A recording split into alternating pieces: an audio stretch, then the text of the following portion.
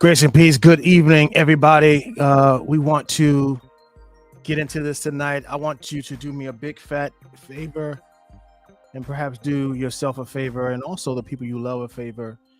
And won't you press share and like as we get into this conversation tonight. We are extremely excited about what we're going to encounter tonight. And I want you all to please do me a favor and do yourselves a favor and the ones you love a favor.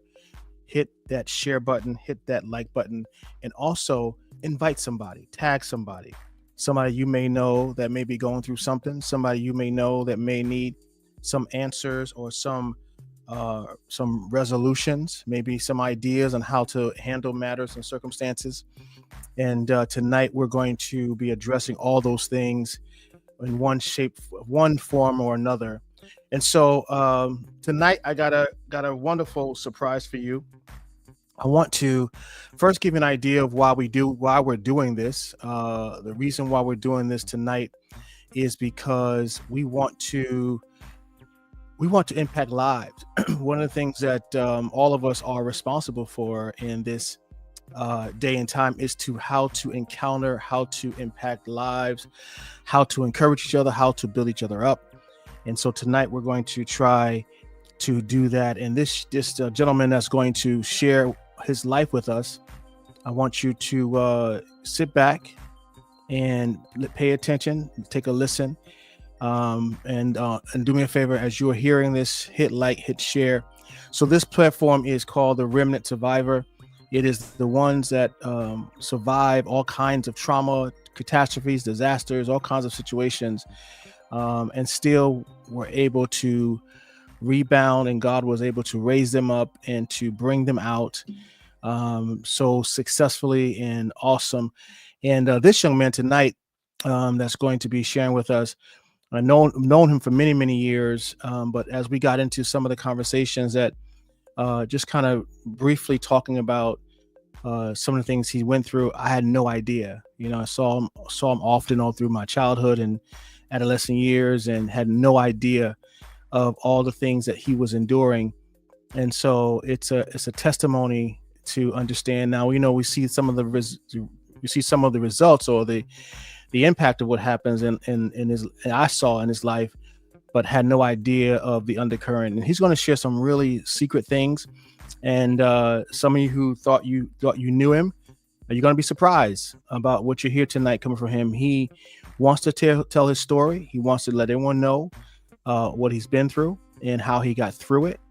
And we're going to delve deep into the psyche. Good to see you, Jackie. I just want to acknowledge a few people that are here with us tonight. Vonda, good to see you, Vonda. Also childhood friend, also one of my former members. I still call him my member. Vonda is on with us. I see Jackie. Good to see you, Jackie. Love you. I see there's a Lady Clark. Lady Wilson is here with us. My wife is on with me tonight, and Lady Chris. And so I'm not sure who else is on, but I want you all to please and listen, pray for Vonda. She says she's not feeling well, but she's going to try to hang out with us. So that's how we do it. The 914, the 10573. We ride or die. We come in. We're gonna ride or die. That's how we do. Whether you the drive, or you on Townsend, or you on Purdy, or on Travis, or some of y'all don't know what that means, but some of us do. But nevertheless, we're glad that we're here tonight. And please, again, share this, and let's hear what our friend has to say to us tonight. I'm going to ask the Lord to really give us some insight, so that we could learn and perhaps take this information and give it to somebody else and help them recover. All right. So I don't know if he's ever done this before. Elder Woods is with us. Good to see you, Elder Woods. I hope you're feeling better. But listen, I don't know if this is his first time or not. That's right. The 914-10573. Good Lord. I listen. The only phone number I remember from my childhood was my father's phone number, 914-939-5285. That number I'll never forget. That number's been out of service for forever, but that's the one phone number that I've always remember. For some reason, that's the only phone. I can't even remember my last cell phone number, but I can remember that number. Hey man, I must have called it a billion times trying to find my dad. Where you at, man? Don't you come to get me? Anyway, God bless. Listen, we're gonna get into this tonight. That's inside. That's the insider for the 914 crew. They know who they are. All right, we're gonna get into tonight. Our brother, his name is Eric McDonald. He is a minister in the gospel. But listen, let's go to the very beginning. Let's introduce him. Come on, Eric. Let's talk, man. God bless you. How's it going, everybody? I'm doing good, man. I mean, like you say, hard times are over, but at the same time, got more work to do. That's all. That's right. Listen, man, welcome to the Remnant Survivor, man, podcast. Thank you so much for being on with us and willing to give your response, give your story. Like I was saying earlier, that we knew each other around the way, and we always ran in the same circles, but it's amazing how we don't know what we were going through. Everybody was going through their own little situation in their lives, and we were trying to grapple through some things. And so thank you so much, man, for allowing allowing us to hear what you have to say. All right. All right, man. So let's start from the beginning. I like to start from the beginning. I like to start from day one.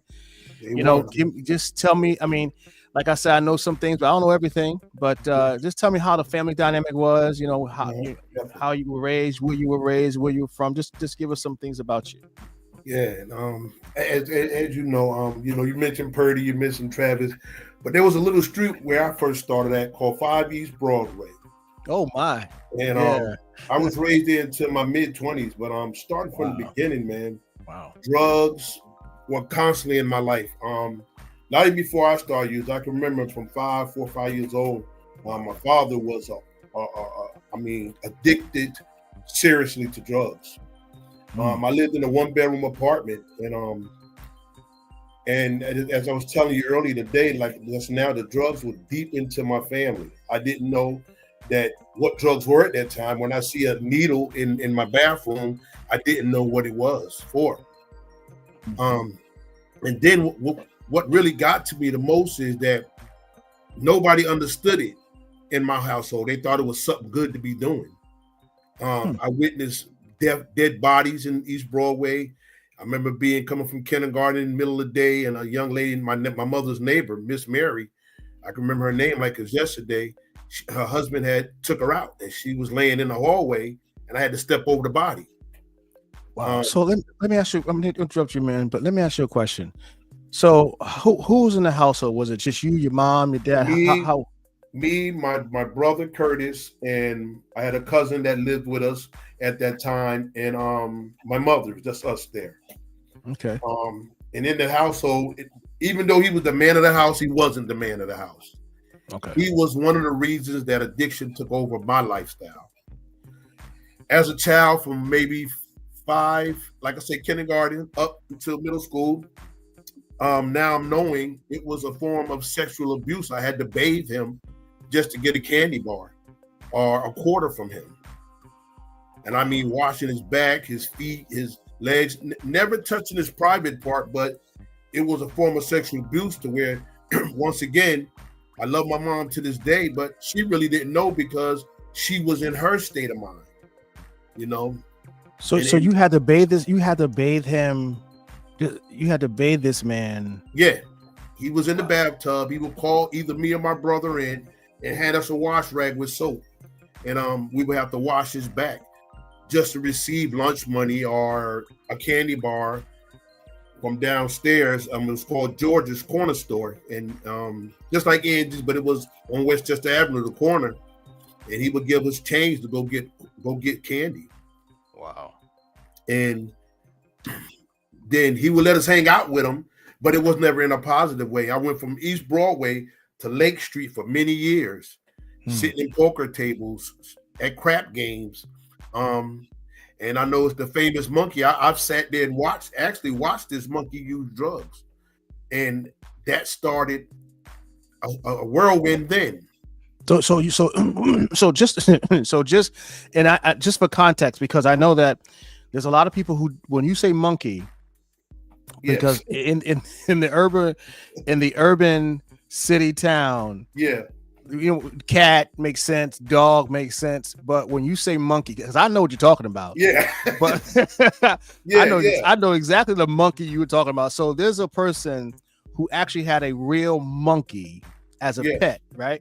Yeah. Okay, so that's what you're talking. So I want to make y'all. It wasn't like the monkey on his back. I'm talking about a real live monkey, right? That used to get drunk. He used to attack, run. It was a wild monkey, right? I remember that monkey. Yeah. Well, he had an owner. He had an owner. What was that monkey's name? Nobody but her. What was that monkey's name? I think it was Tojo or something Joe. Yeah. Monkey with a tail. No bigger than a preemie baby, but he ran Lake Street. That's basically what it was.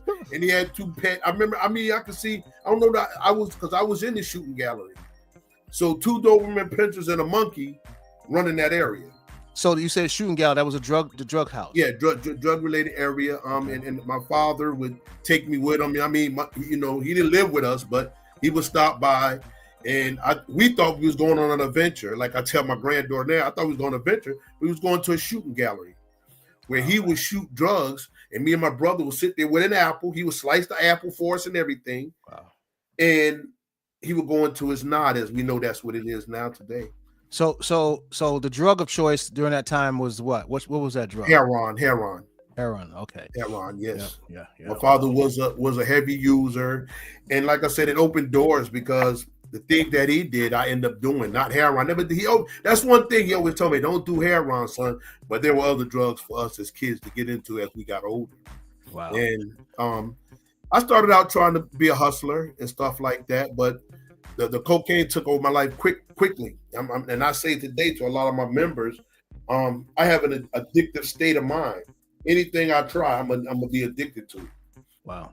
Yeah, and that's what it was. And then as I got older, I got addicted to, I don't know everybody, was angel dust. What was in the 80s? And I smoked every day. I used to try to hustle it, but once again, my addictive ways kicked up. So that makes you question, man. When did you actually start doing drugs? Like, when do you remember the first time? The first time I used drugs was with another guy I looked up to. He introduced me to marijuana. I was in 7th grade. I was in the back of Travis playing basketball, and this man looked out the window. He said, "Hey, come upstairs." And so when I get up there, he passes me a joint, and I smoke it. And at that time, we looked up to this person as well, because of the job that he had. But that day started a whirlwind. Once again, I started smoking marijuana. I can remember. What kind of job did he have? You don't have to tell me who he was, but what kind of job did he have? He was a hall monitor at the time. Okay, I know you're talking about. Yeah. Gotcha. Yeah. So he introduced me, and I just went down from there because I smoked reefer every day. From 7th grade to 8th grade, I just smoked.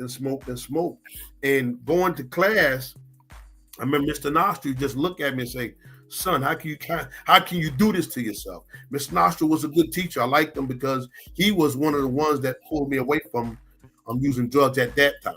So you're 7th grade? You say you were 7th grade at that time? 7th grade, and I think 8th grade was the last year that I really smoked and used drugs until I went into my mid-20s. But in the process of them years, I stayed in trouble. I was coming down the highway just now, and I remember the police telling my mother, "Eric, I don't like the weekends because he's always going to get locked up." And that's what it was. And I stayed in juvie. Every weekend, they would come to my house and take me to New Rochelle to a halfway house, like a reform school type thing. And I would stay there until Monday morning. So let me ask you. So you got in trouble. You must have committed some kind of crime, right? What were you doing? It was mostly like little petty robberies. I would go into the nearest pizza place, going up against hunger. I would snatch people pizza and just walk out the door. Or if somebody was sitting down, I would snatch their pie and walk out the door. And then I would go to Purdy. That's when I was hanging out on Purdy at 75. So I would go there, and the police would find me and just take me downtown.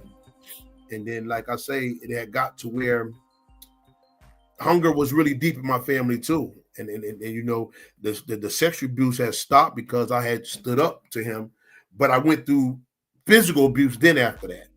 He would always want to fight on me, hit on me if I said something wrong. You know, you're coming up as a teenager in middle school. You're smelling your must right now. So I'm a man, you a man. That's what I'm thinking. But he would actually fight me and jump on me for the things that I did. Who's that? That was my cousin at the time. Just beat on you. Yeah, just beat on me on the regular. He jump on me, but see, now I can say it wasn't jumping on me because I would fight back.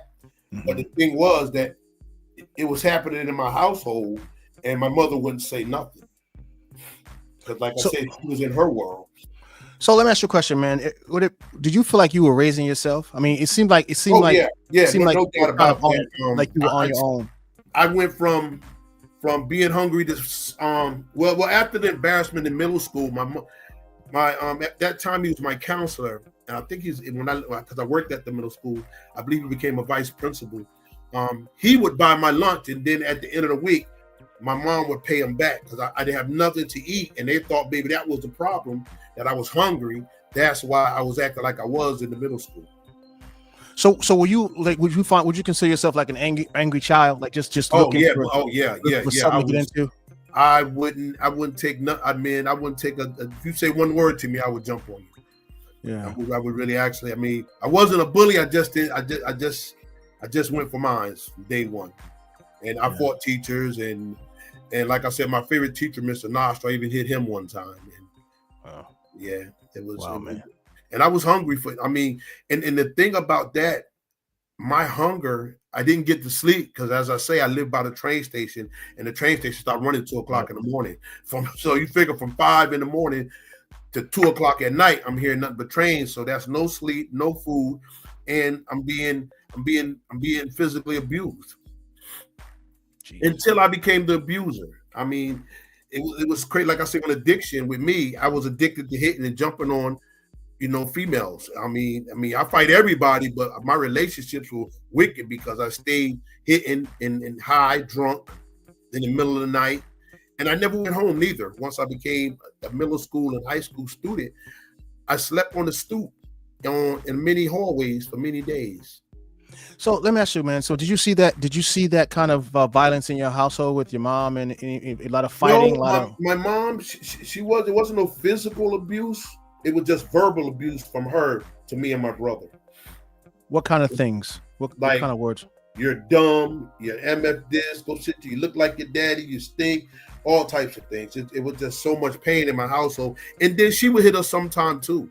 So, and then me lunging, it got worse because that's when my cousin would jump in and jump on me and stuff. So let me ask you. So what was the worst? I mean, at that age, we're right around middle school. I mean, junior high, right? You're coming out. I remember coming out of like junior high, going to high school. Around that time, and you can remember, man, like where was the worst like that? All of us have like trauma experiences.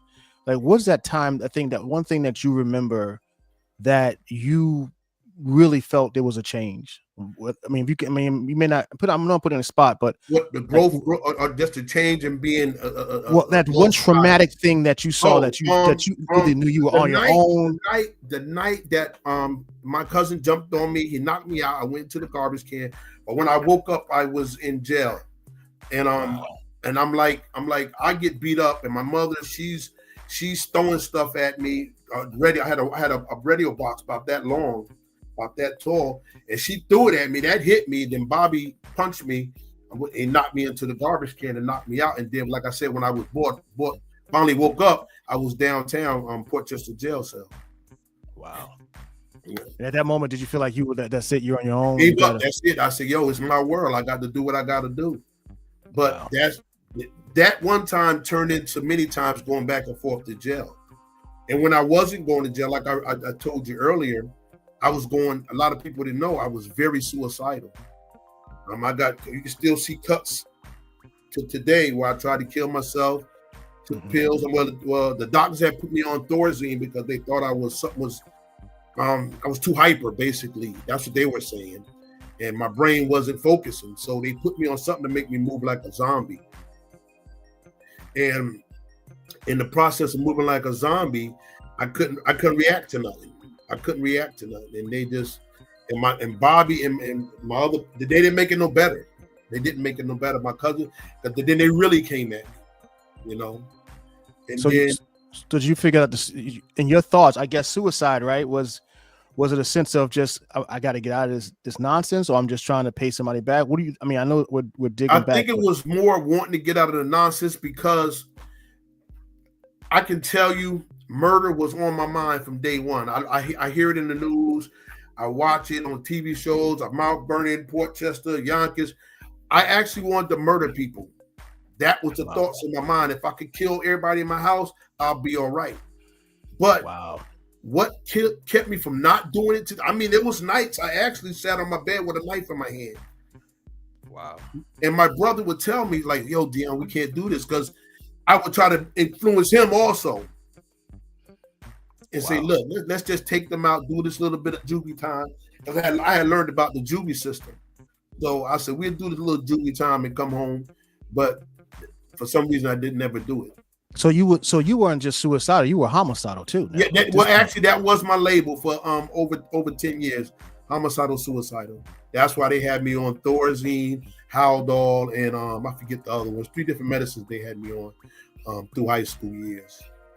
Yeah. I even had. Go ahead. No, go ahead, brother. Go ahead. I had Coach Al, and Coach Albanese and all of them used to pull me in the office and say, "Look, you can play sports. Just calm down." But I'm telling them, what's the sense of calming down? When I leave school, there's nothing, and I can see myself sitting on a stoop on Purdy by myself, and the sun coming up.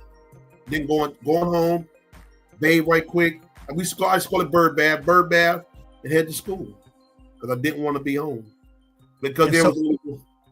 Go ahead. So with respect to homework, like, so you didn't do any homework. You just I didn't do classwork or homework. You had to be somewhere, and school was the place to be. Yeah, school was the place to be. But then when I was there, I was in trouble too, fighting constantly. I figured the best way to get out of trouble was to either be in jail or in the streets, but deep in the streets. Jesus. Deep in the streets. It was a hard thing, but as time went on, I got a little better, but the hustling lifestyle wasn't good for me because I end up in jail, doing time, county jail, come home, and then come home to the mess again. Then here I am again, taking a bottle full of pills, trying to cut myself, tried to hang myself twice, but the scarf didn't do right with the stuff, so I fell down. But wow. And then, like I said, I moved to my story because I did see 2 years of goodness in my life, and my brother was part of that. He grew faster than I did, put it that way. He didn't want the street life. He wanted to do something, and as you all know, he started doing what he did. He started rapping. So let me ask you. So yeah. So I want to get into that. So it was just you and your brother. That's the only sibling you have is your brother. When I have a sister, but she went away to college and she never came back. Where's she at now? She's in California now. I talk to her if not every other day, every day. Me and her talk. Pretty close. Yeah, we love each other so much. We disliked each other because my addiction. I also hit her one time during my addiction and punched her in the face and jumped on her. So we didn't speak for years, man. And then when my brother passed on, that's when we started back talking and became good friends. Yeah. So I want to take a quick second here, man. Those of you who are listening to this, please do us a favor, share, hit that like button, tag somebody. We're going to get into a little bit more of our guest story tonight. We just kind of we're getting to the surface, right into the middle of it, and we're starting to get into coming out of high school, getting through high school and coming out, and then some of the things that he experienced in that. So, brother, thank you again, man, for sharing your story. I really believe that this is going to help someone's life. Man, I gotta be honest with you. I mean, I've known you, and sometimes when you see people around the way, right, all you do is see them when you see them, but they have a whole life that you are not privy to, right? We all have secret lives, things that happen in the dark, and then people never understand. Like there was a time when, when you said, it resonated with me when you said, man, I'll stay up, I'll be out all night. I remember vaguely those days where we be hanging out, and then we go, and then you was not just you, but others were just always out, always around, always out. And we just thought y'all had it made, like, because my mom was like, you got to be in before that street light come on. That's when you come in the house. Right. So, and I remember those nights, man, where I'm inside in the summer and we are in the bed and it's light out and people are hanging out, and we felt so bad. And now, something, you just don't know people's story, right? You don't know what's really going on. So when you said that, you're up all night and you're hanging out and because you don't want to go home, and that's real, because summer must have been hell, right? Because summer is no school. Where you gonna go, right? What you gonna do? So let's get into that, man. I want to start. This is one thing that I wanted to know. When you were like kind of going through those things, those moments, right? Those seasons where, because I used to play hooky, right? And it was the stupidest thing to do, because if you didn't have no one to play hooky with, all you did is walk around all day by yourself. I was like, this is stupid. What am I doing? And I had to hide, right? Because, you know, the truant officer, what's his name? I forgot his name. Oh, Mr. I know you're talking about, though. Yeah, right. I forget it. I know just what you're talking about, though. Vonda probably no, Vonda's a good girl. She don't know. Anyway, so but yeah, we used to it'll come to me. I used to be like running from him like all day long, hiding and stuff. It was a silly thing because he knew who you was. He knew who you was every time. Yeah, she said Mr. No, she has it. No, Gentino. Is that Gentino? Something like Gentle or something, like Mr. Gentle or something like that. Gentle, yeah. Gentle, something like that. I know, yeah. That's it. Yeah. It's down that road, though, Mr. Gentle. Y'all must have knew because y'all was playing hooky too. Anyway, y'all didn't say let us know. But we was in school when y'all was playing hooky. Y'all was in school when I was playing hooky. Anyway, but the reality is, right? So my thought was, when you were out there, you know, kind of dealing with your world, I mean, was there other people hanging out all night too? I mean, you know, yeah, actually, man, it was one guy, man. He hung out with me, man, and I got his number, but he won't answer the phone. Gary Howell used to sit around with me all night. That's the cater to many of y'all, yeah. And he went to school, but he still either would invite me to his house. It's like he didn't know, but did know. Okay. Yo, Matt, come stay with me tonight. You know what I'm saying? Then we go up in his. He had their mom had a big house. Dad had a big house. His room was upstairs, away from the house, like, you know. I'm like, yo, this is cool. And this is where we stay. I slept on the floor, and he like, yo, I got to go to school tomorrow, man. Then I would go on my way once again. But then I would go ahead with the adults down on 30, the big boys. They call, you know, the boys getting the money. And I hung out with them, but the addictive attitude picked up because they were doing what they were doing. So now let me try it. So you were you selling drugs? Yeah, well, helping them out. Not even, I say helping them out, helping them get rich. But the pay wasn't nothing. You know what I'm saying? A pair of Adidas, you know what I'm saying? That wasn't nothing. But I got the chance to hang out with these guys, you know?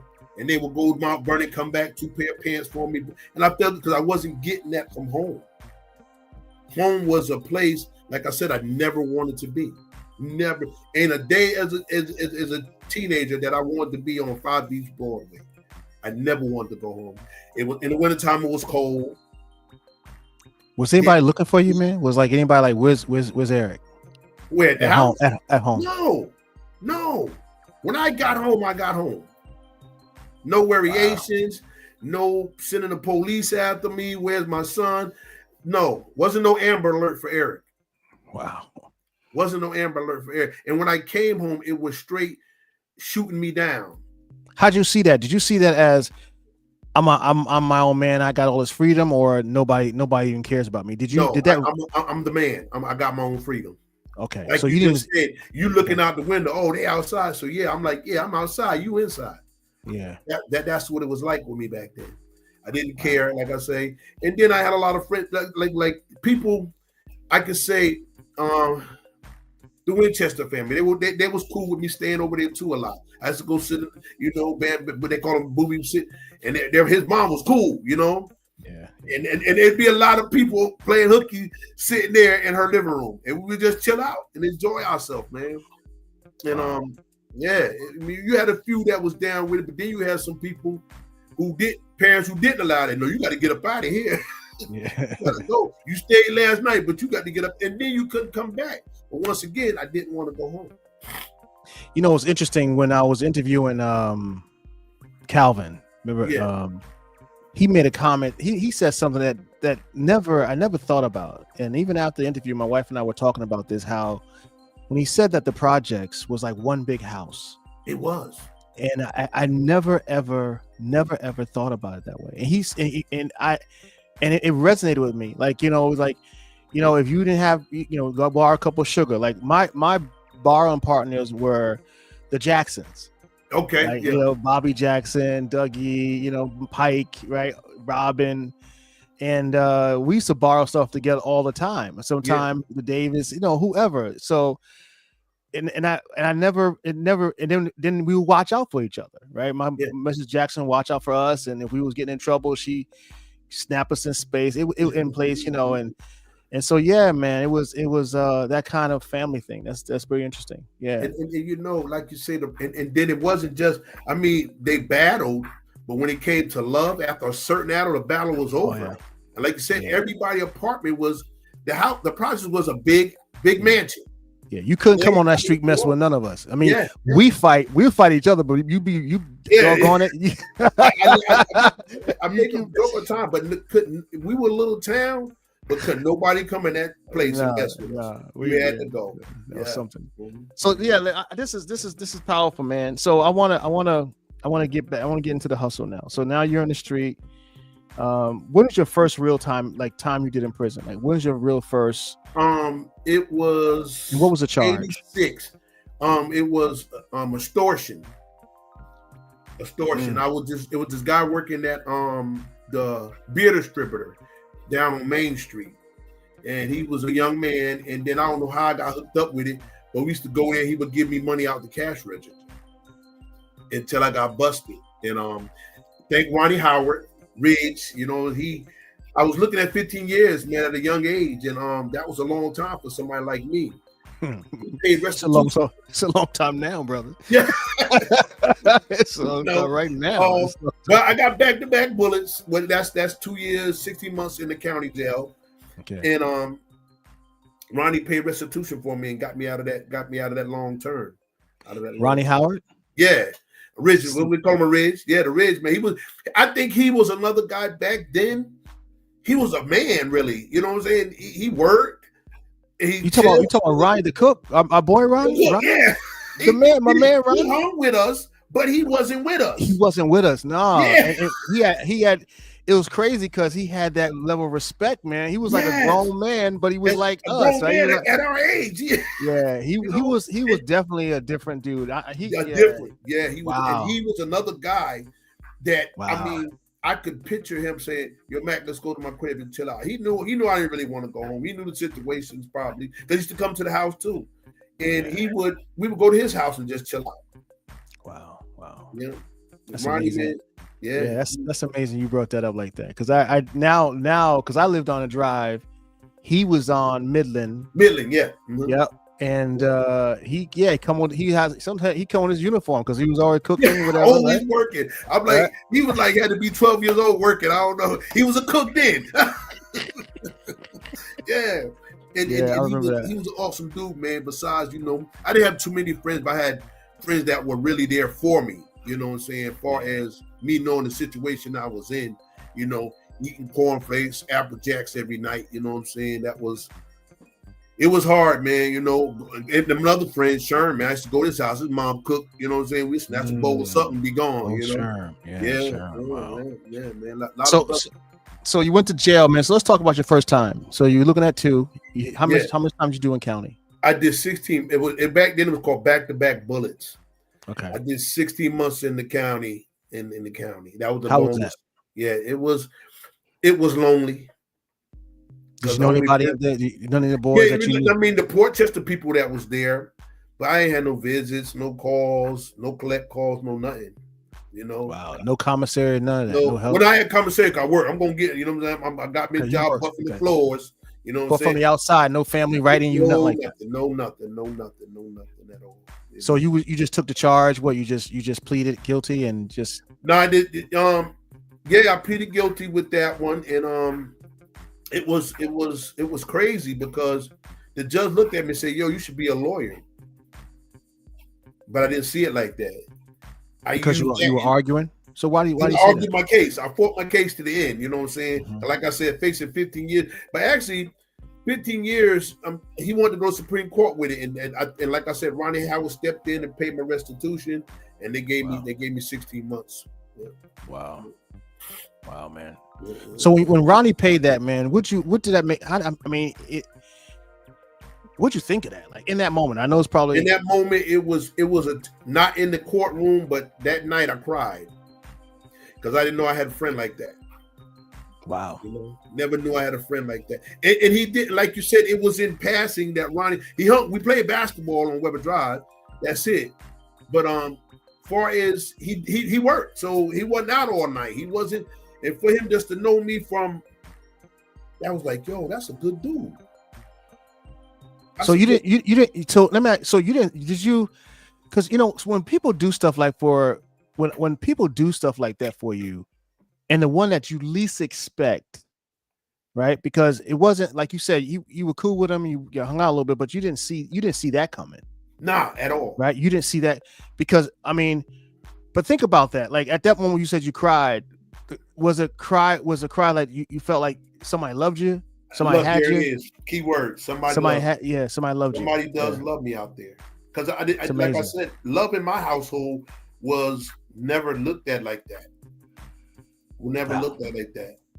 Never. Like I said, I used to even tell my mom, let's move to the projects. Because the projects, and like you said earlier, man, it was like a big family. Yeah. Even when I went into the projects to hang out, like I said, it was big family. It was no starving. Everybody, the hallway smelled good. Chicken, somebody cooking something. Wow. So now you're in prison, right? You're in the street. You're doing your thing. You did doing a little time, right? You up at the joint. Any fights in prison? Nah, never fights. Yeah. I was liked a lot. Because I mind my business. I learned that from day one. Mind my business is the best way to be. So you a street dude anyway, though, right? You knew how to. Right? I'm not backing down. If you come, you come. You know what I'm saying? Well, you a street dude because you knew how to, you knew how to read people. You knew. Yeah. Like, so let's. Read people. I think that was one of the things too that I think that that's the skill set that a lot of people don't realize, that men and women who deal on the street a lot, they have this ability to figure out people quickly. Yeah. Right. Well, you learn, like you say, you learn that from the streets, but when you're in that bullpen, you learn quicker because you got everybody from every parts of the county in there, and you just watching and learning everybody. You know who not to be around. You know who's the real murderer, who's the real killer, who don't like this and who don't like that. So I just stuck to myself. Well, I have like my Portchester crew, like I said, a few people that I knew from Portchester that was in there, and I stuck by them. We stuck by each other basically, but never no squabbles. And so when you got out, what'd you do? Where'd you go? I'm gonna say, what is it? I kept the glow for about 6-7 months and then fell right back into the same thing again. So let's talk about the glow. So what's coming the glow? Home with the waves, in shape, the body shaped up good, and you feeling good about yourself. You done learn how to use your soaps the right way, your colognes the right way, and you just coming through, and everybody like, oh, that's a lot of females like that man coming home from prison. Why do you think that is? The glow. You just like you brand new, baby new. Brand new. You learn stuff there. You learn how to talk to people. You learn how to treat people right. But then once you fall back into your street life, you forget all about that. Jail can teach you something. How long do you think you kept the glow? About 6-7 months. And then you was right back into the what? Right back into the streets again, doing what I had to do to survive. So let's talk about the abuse, the female abuse. So let's talk about. So you got a girl. Yeah. Was this high school? Was this what? Middle school. But high school, the first time I struck somebody, a female.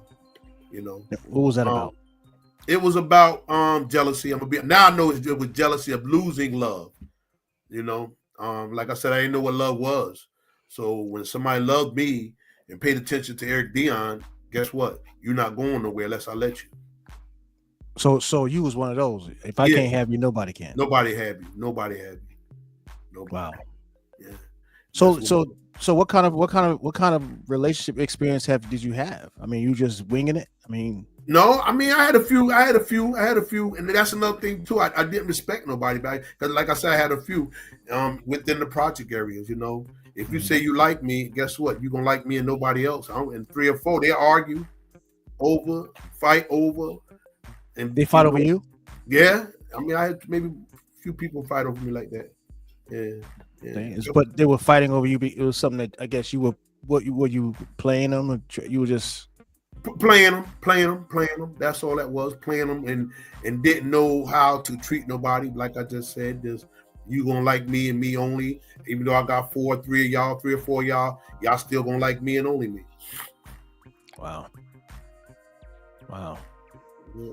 So when you was in this abusive mindset to, I mean, you were a fighter too, right? You fought dudes, or was it just fought women? I fought anybody that wanted to fight, and then most time if I hit a girl, I'll tell them go get your brother. But most of the brothers they leave them alone. You know what I'm saying? Leave Mac alone. Yeah, and then Mac was something else, right? Yeah, Mac was something else. So, man. So now you out there hitting on women. That can't go well, right? No, it didn't. Because it didn't. Because when they leave, if they could get away from me, then I go into the suicide mode. They get away. So now, what I do, I would trick them. I'm gonna kill myself if you leave me. Boo, boo, boo. Oh, you went to that? Yeah. I use that for a crutch, but my sickness would actually do it. Like I say, cut my wrist, try to hang myself, take my too much of my medication. You know, let me tell you something, man. There's something about, I mean, you're not it's like manipulation. That was good, Von. There's something about those of us from Portchester, and I don't know what it is. It could be the culture. When we say we're going to do something, we do it. I mean, it was, we're kind of all like that. Like I've been watching us. Like I watch all of us. Like, I mean, I interviewed Calvin. Same kind of like, listen, you push me, don't try me, right? Yeah. It's like we don't bluff. We don't. That's not. It's never been us. I don't know what that is. Like you just said, we don't bluff ourselves, and that's the worst. We don't even bluff ourselves. Like I said, I'm gonna call you, yo, I'm gonna kill myself, and then I'll actually try to do it. Yeah. I'm gonna beat you up if I catch you, and I'll do it. Yeah. You know, and now I've learned today, it was all like Vonna just said. I was manipulating me and other people as well. So Mac, let me ask you a question, man. So here it is, like a woman leaving you. You felt like you had nobody anyway. Yeah. And if you didn't have them, you were done. And the only love you got was from them, or some sense of it, right? Yes. Even if you had to force it. Yeah. Even if you had to make it. Yeah. Even if you had to make her love you, or some or at least submit, you know. So you had to have known, right? You have to have known deep down, I guess, and maybe not as a young man traumatized and going through all the psychosis and the issues you're going through, but you had to have known that this girl is only with you because you manipulated her, you tricked her, you bamboozled her. It wasn't a natural, I love you kind of, I want to be with you. You maneuvered her in a way to control her. Yeah, you know, and the bad night I could say now, I could say it also came down to when they told me that they had fear for me. That's when I would really attack. Oh, I was scared of you in middle school. I was scared of you in elementary and all this. And I said, oh, now I'm going to prey on them. It became prey after a while. I would prey on people, you know. Wow, man. You know, it's funny. It's makes them feel uncomfortable, but at the same time, I think they're comfortable. So do you think you became more of a traumatizer, like someone that like a terrorist, terrorizing? A terrorist. Well, what is it? I was like not a pedophile, but I preyed on you. I just preyed on you, and I learned that, and I can say that today. I know back then. I know who's the weaker woman. Wow. Based on what? If I knew, I'm just gonna say I'm Susie. Susie was weak. I can tell when Susie weak. Vulnerable. Well, let's help some of our sisters. What were some of the signs? Signs. Somebody laughing at your jokes. Wow. Somebody being there for you constantly in the area where you at. They don't leave. When you light up the joint, they don't leave when you're drinking the 40. They don't leave when you slap boxing. They don't leave when you're outside shooting basketball. They say, oh man, you played a good game, and they don't know nothing about basketball. So now you go home and you say, wow, Susie complimented me more than once today. So now And now I'm gonna pray on. Wow. Yeah, I'm gonna pray on Susie. And my thing, I'm gonna keep it. I wasn't the best looking man, so when somebody accepted me as who I was, it was on. It was on. Wow. I said, oh man, and like I said, I don't glorify it. I got 3 different baby mamas. I mean, in the project areas. So when you say self-deceit, and I think that's one of the things, man. Like, if a woman is over praising, over complimenting, over, always being available, always being present, those are some of the signs of her weakness, her vulnerability. Yes. And because you were that dude who was paying attention, you're like, okay, now she's okay. So now she's all mine, right? That's how we scrolled back in the day. Because she's always in my grill. She's always looking at me. Okay, she's weak. I'm gonna see how I can maneuver around that. Yeah.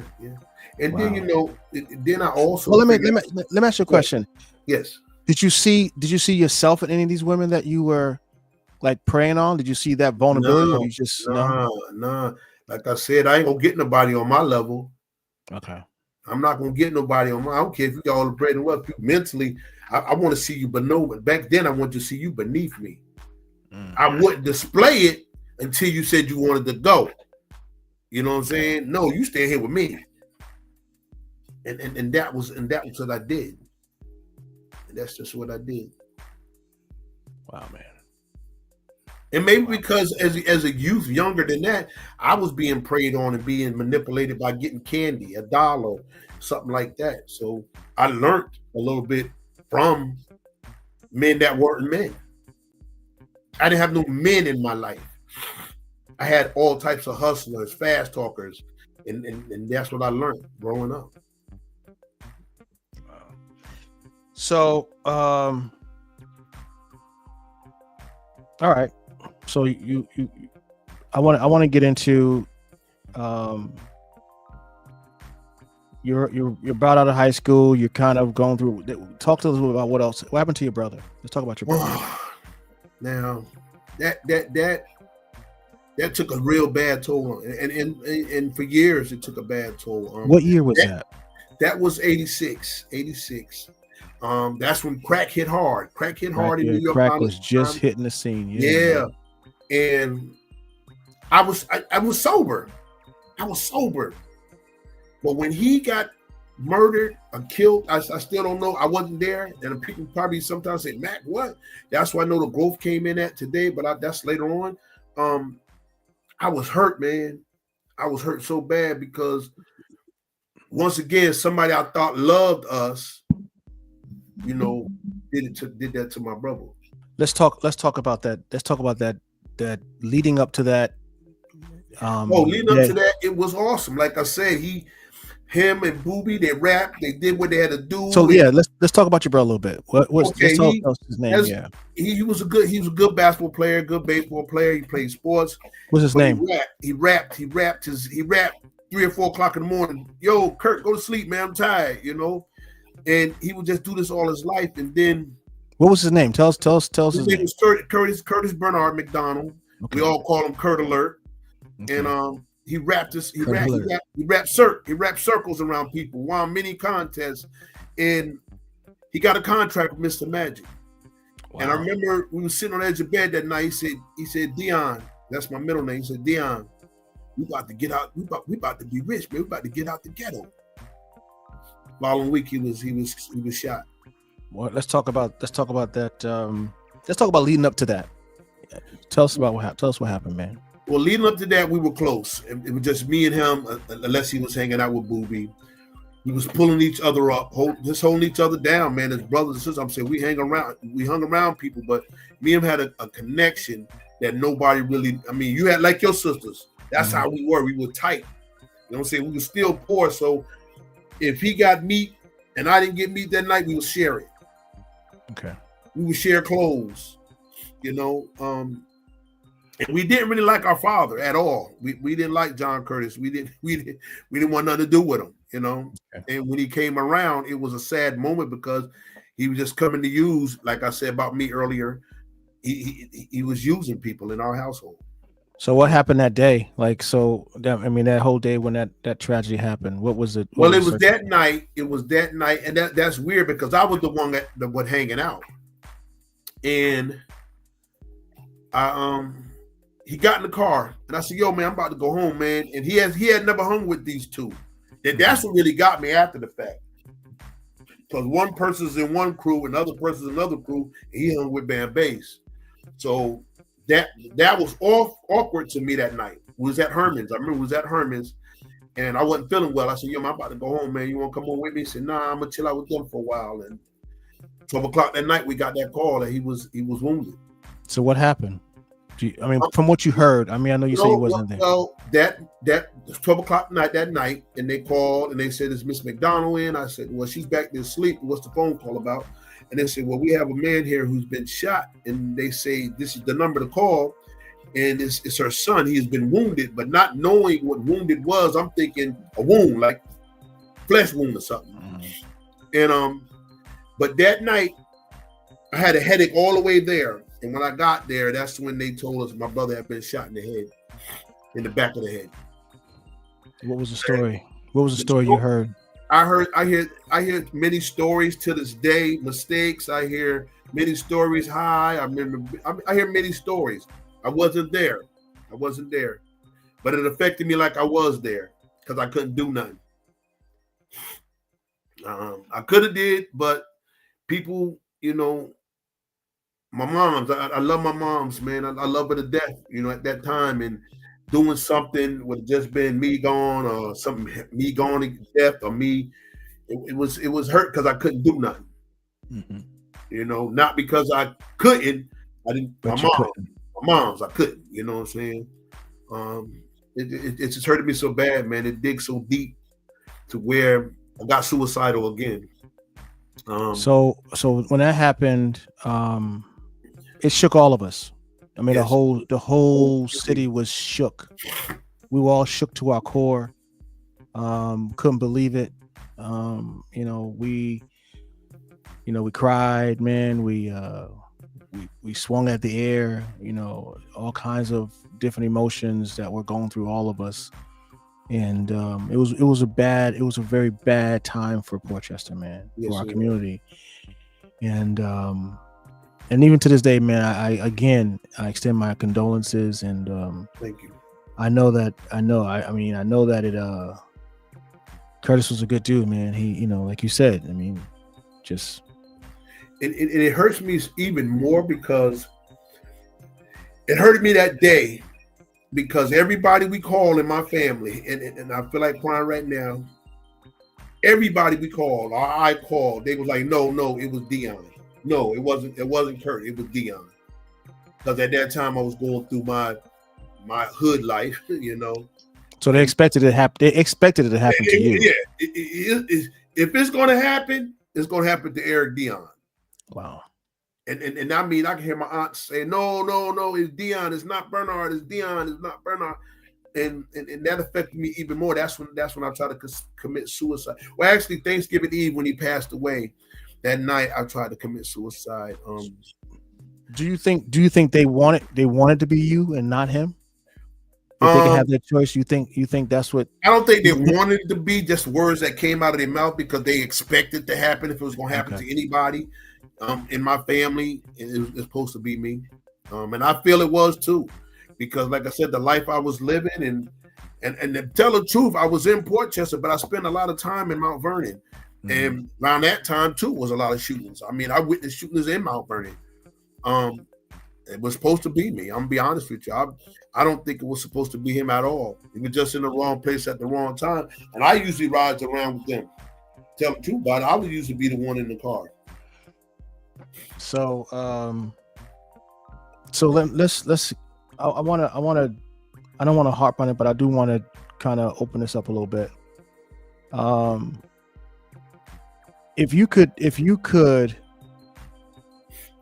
think back, yes, when that news hit you, and after it kind of sunk in, and you got to a point where you knew that was a reality, when you started the suicidal aspect? Was it just a suicide part of it? Was it also the homicide? Were you looking? Homicide? You know, the way you said homicide was there several nights.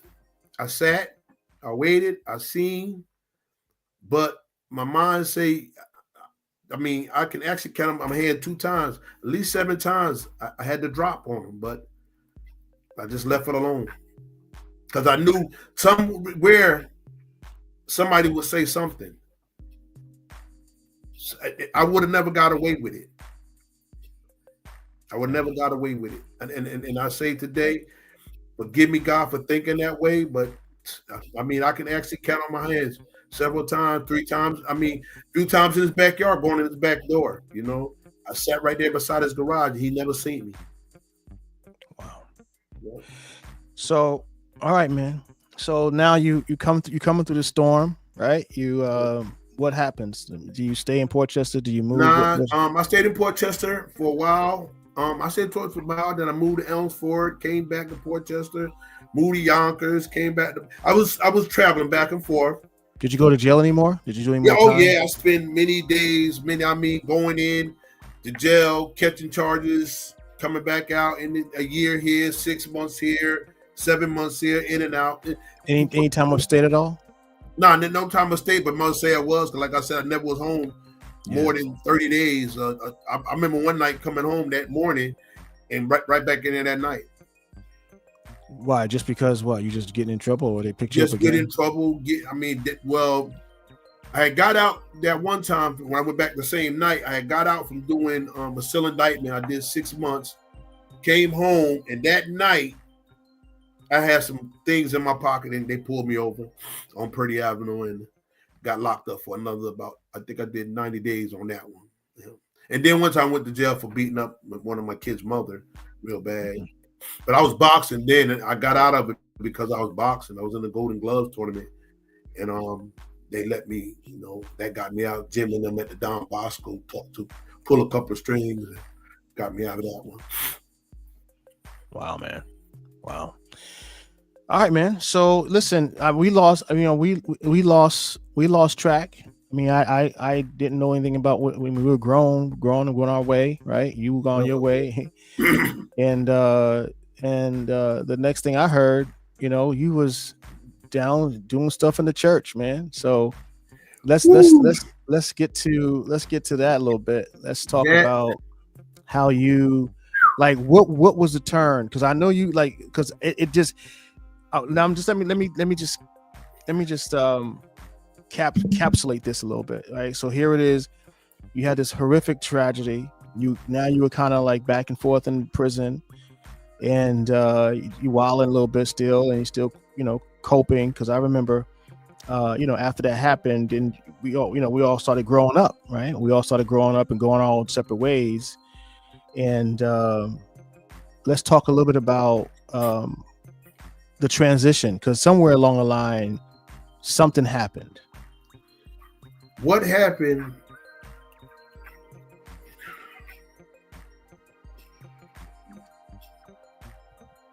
Fear. I moved to a place in North Carolina where hanging in the streets would get you killed. Fear. I finally figured out that I wasn't made for the streets. The reason why I say that, if I was made for the streets, I wouldn't be suicidal.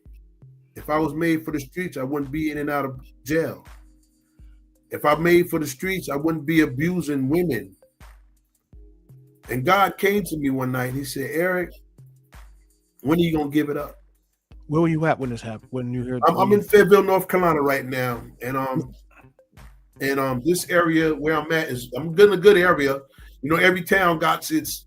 I'm talking about where were you at when you heard that? When God was like, listen. I was working on a roof, helping build Fayetteville State in Fayetteville. Okay. I mean Fayetteville Tech in Spring Lake.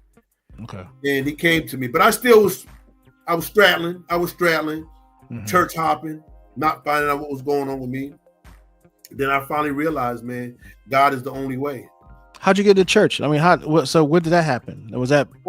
Actually, it was I had a daycare one of my failed marriages. We had a daycare, Okay. and we was invited to, I think it's called Family and Friends, and I went there, and it was awesome. The singing, I just there. And when I left that day, I went home, and God said, "I told you, you gonna have fun." And I'm like this in my room, like, who in the world? And actually, you can hear God. Mm-hmm. It's no mistake who God is. Yeah. It's no mistake. It's no mistake. If you get goosebumps, chills, and hearing something at the same time, and it made you feel like you had your first popsicle, that's a great feeling when you was a kid. You get that. You ever see a little kid when you get that popsicle, you just reaching for it. That's how it felt, man. Yeah. And I was just reaching for more. And I keep it real in my church. And they tell you when I preach, I say, look, I still struggle, but I know who to go to now. I know who to turn to. My cousin, I love her to death.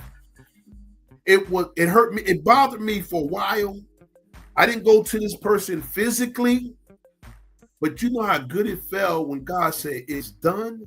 When I said I forgive this man for killing my brother. It's hard to, and that feeling was like that first good meal you had on Sunday. And God he looks upon me with the light that day and says, you know what? Now you're saved.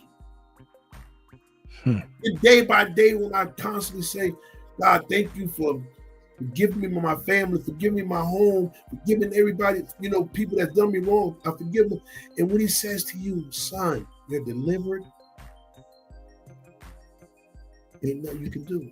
So how old were you? So when you had this encounter, when you knew that it was over, your life was changed, how old were you? 40, I think I was 45. Wow. Delivered at about 3 years later, delivered. So you were married at the time? I've been 2 failed marriages, yes. Okay, so you got saved at the first marriage, or you got saved the third one. Okay. So this is after 2 failed marriages, and those marriages, were there any abuse in those marriages at all? The first one was, you know her well, Tina. That was the first one, and it was just drinking partners and arguing and fighting and throwing, just drunks, 2 drunks acting drunker, Okay. My second one was a failed marriage because younger, about 14, 15 younger than me, and she had a shoulder on her head basically, and I didn't. Still wanted to party hardy, have a good time. And the third one, it showed me the light, just like God did. Only one way. Okay. Praying for me, laying hands on me, and letting me realize who I was. Wow. So you've been through a lot, man. So Yes.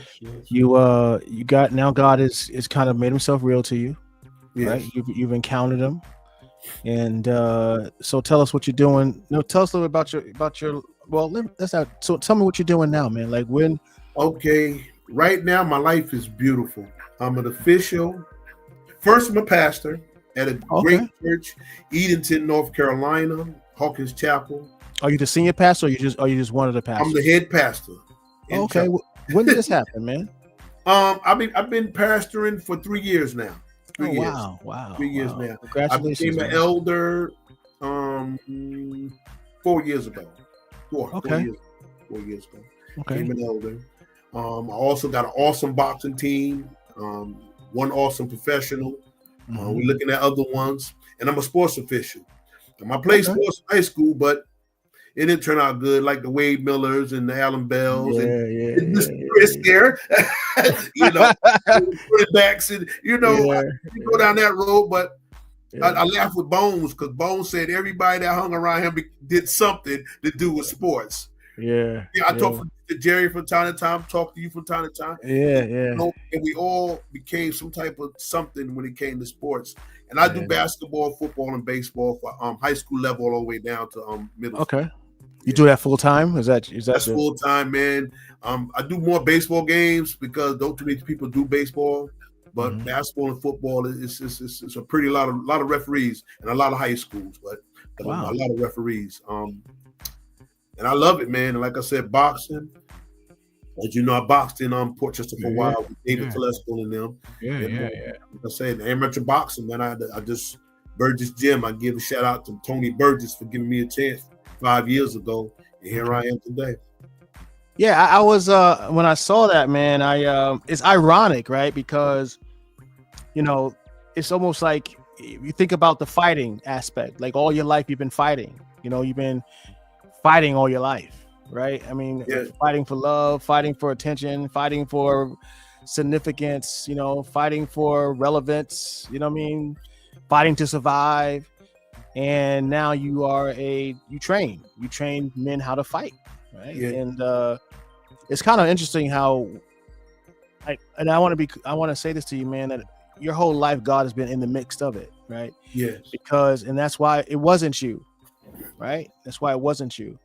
And although it's hard to hear, hard to sometimes to accept, but the reality is that because you are who you are, and because of the glory that God is getting and will continue to get out of your life, this is why you're here, right? Yeah. And so you're telling your story.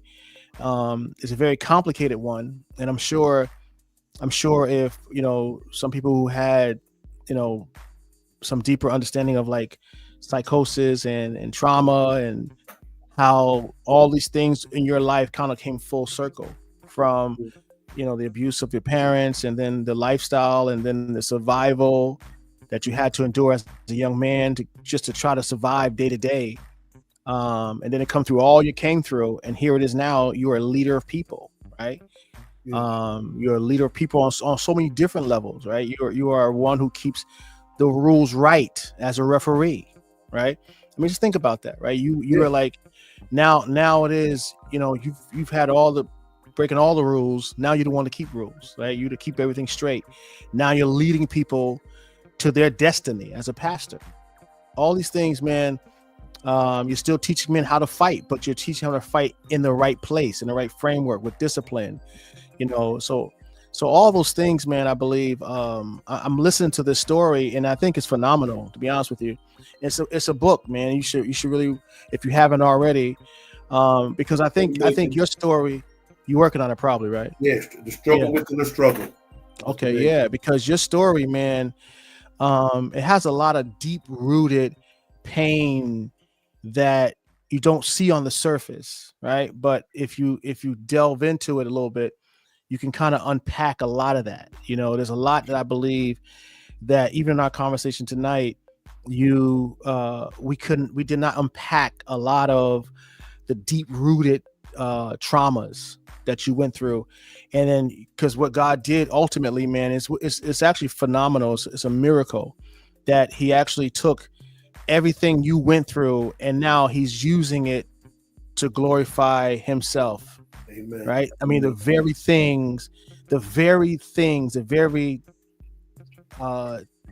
devices and vices that you went through literally can be traced back. All the things you're doing now can be traced back to those very moments, and you can coordinate them. It's almost like, connecting the dots. I can connect the abuse of this, and then now you're teaching men how to fight. The abuse of that, or the loss of your brother. Now you are preaching to lives so that they won't make those same mistakes and decisions, right? Yeah. So all those things are being mitigated, and I believe that everything that you're doing now is to slap the devil in the face and say, "See, you thought you had this one, but I'm gonna show you how I'm gonna make a fool of you by taking everything you thought that you can do to him. I'm going to use everything that you took him through and make him change lives with it."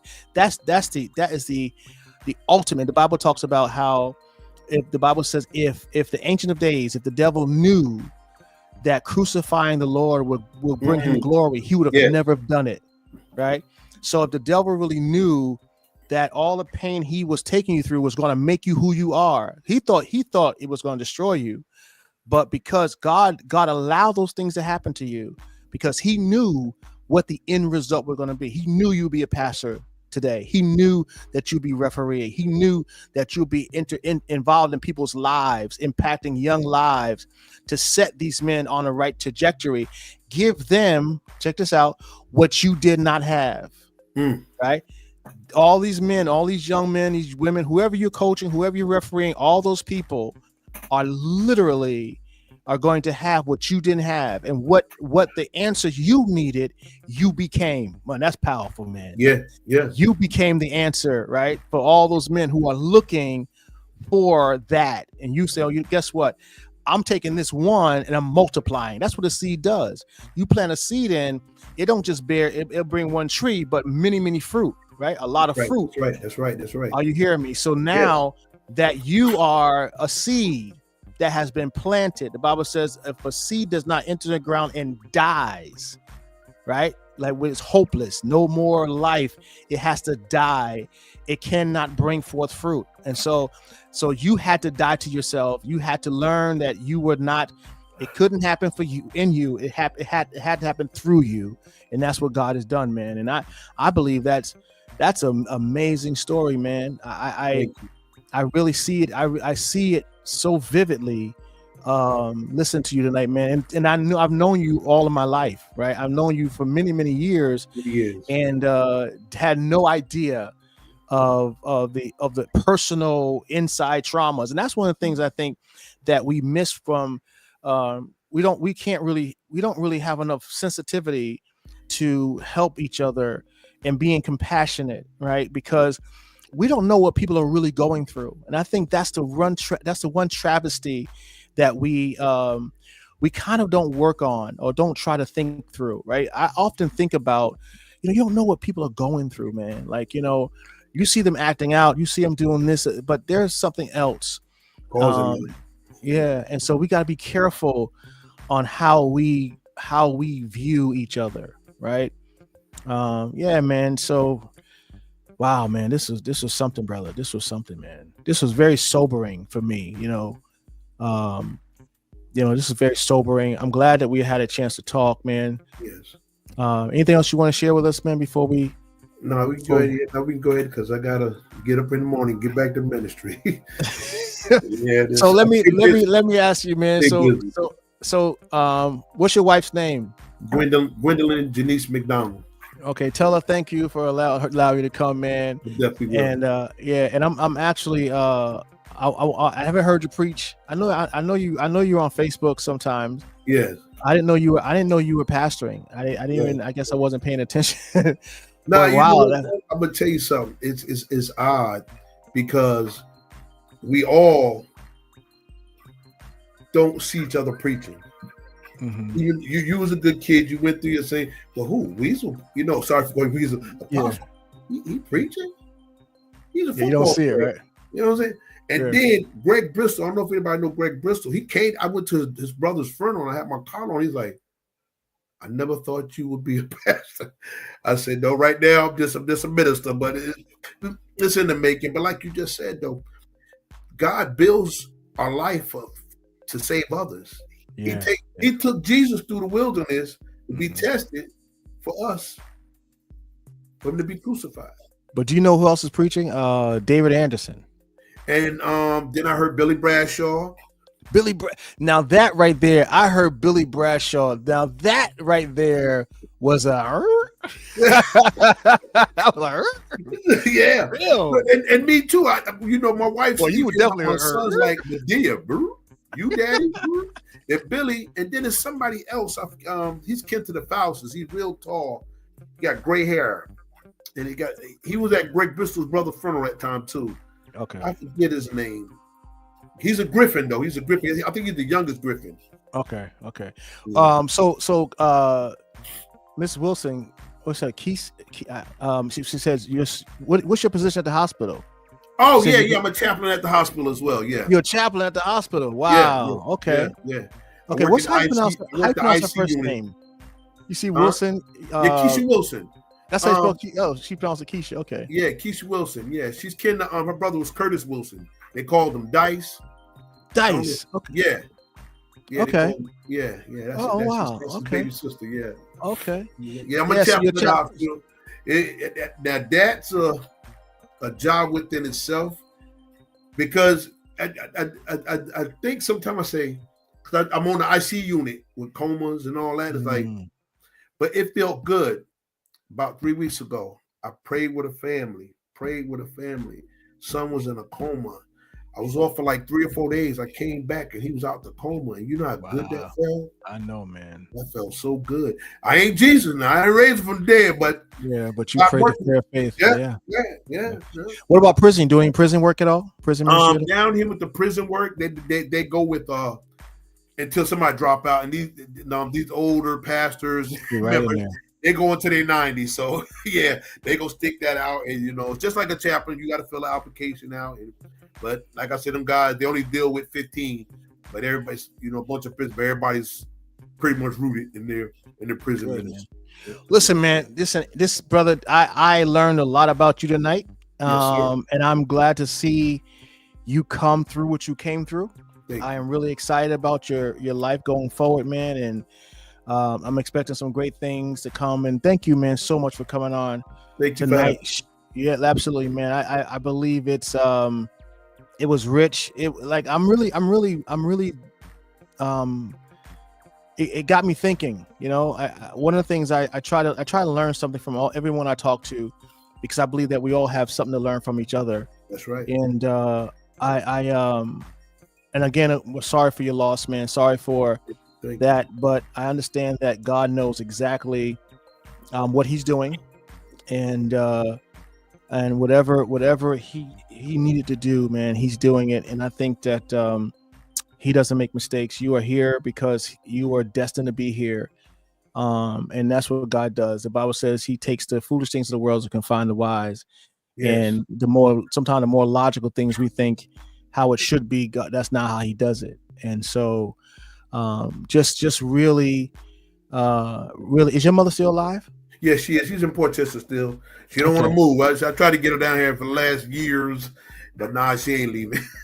How's your dad still alive? Nah, he went on some years ago. Yes. Okay. So listen, man, I thank you so much. Those of you who came on to listen to our brother tonight. What's your Facebook page? How can they find you? Where can they see you? I'm on Facebook, I'm on Instagram, and this is what is it? McDonald Eric 61. That's my G. And then Facebook, just pull me up, Eric McDonald. It's right there. What's the name of your church? It's called Hawkins Chapel. Hawkins Chapel. Edenton, North Carolina. Yep. On Wildcat Road. Okay. Yeah. Y'all got anything coming up? Y'all got any New Year stuff? No, we ain't got nothing coming up yet, but I'm putting together a few things shortly. But I definitely will let you know when something comes up. Good, man. Well, listen, praying for you, man. Praying for your ministry. And I want y'all to pray for our brother tonight. If there's anything, if they want to donate to your ministry, donate to you, is there Cash App? Is there Zelle or something? With anything I do, even when I speak at other churches, take the money you can give to me and give it to somebody else. Okay, so whatever you're going to do, bless somebody else. Please do us a favor tonight. Share this live, tag it, let somebody know that it's an interesting conversation, and you gotta really listen to a lot of things that our brother shared tonight. Was dark. It was kind of private, but the private things kind of spilled out into the public. And sometimes that's what happens to a lot of our young people. We don't really know what's going on with them when they start acting out. Most times it's something going on home that is causing those reactions. So, but brother, we're praying for you, man. We're excited about you, and continue to do the work, man. And how many children do you have? I just want to. How many? I got 5 altogether. 5. Okay. All grown. You got any grandchildren? Yes, 7. Woo. Yeah. Okay. They're grown and they're busy. All right. That's all right. Yeah. And you know what I can say? I don't take nothing away from Port Chester, man, but my boys ain't never been in jail, and I thank God for that. No type of trouble or nothing. Yeah. That's a miracle, isn't it? Something, man. That's something good. That's what you want. And listen, we'll continue to pray. Thank you. Continue to pray. Tina comes on. We were praying for your son, and Brandon, I think one of them we were praying for. And so certainly, man, we're praying for you, praying for your family. God bless you guys. Have a good night. Thank you, man. Thank you so much for coming on. All right, we may call you again when we have a certain topic, so just be ready for that. All right, I definitely will. All right, brother. God bless. Have a good night, everybody. Yes, you too. Thank you. Grace and peace.